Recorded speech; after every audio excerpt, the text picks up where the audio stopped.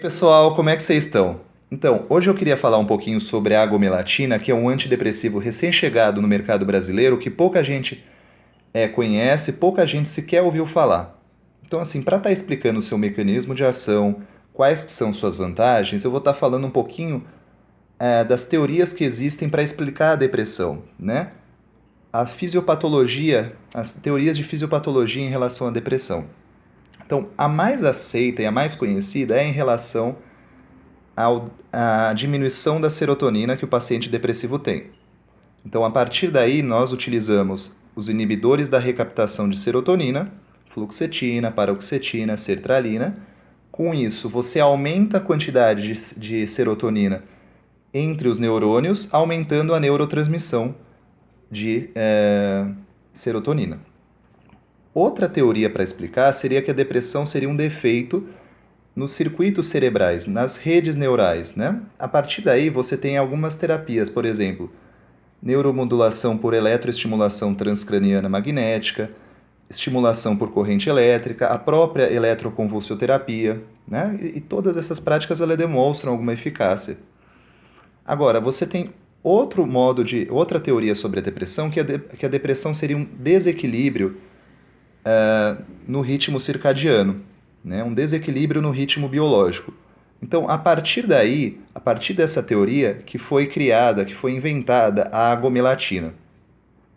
Então, o que é a agomelatina? A agomelatina ela é um agonista, isto é, ela estimula os receptores de melatonina, MT1 e MT2. A melatonina ela tem vários efeitos, né? Tanto anti-inflamatórios quanto imunomoduladores, mas o principal deles, que todo mundo conhece, é que ela é um hormônio que regula o sono. Ela é secretada à noite, ela aumenta, ela induz ao sono, aumenta o sono profundo, aumenta a reparação do sono, acertando os ritmos biológicos. Bom, mas quais que são os efeitos desse remédio, né, da agomelatina? Quais que são as vantagens? Então, assim, houve agora uma revisão de todos os estudos com agomelatina por um dos principais jornais médicos do mundo, que é o BMJ, que mostrou claramente que a agomelatina ela tem a mesma eficácia do que os outros antidepressivos. Ou seja, ela é tão boa quanto para a melhora dos sintomas em comparação com os outros antidepressivos. Tá?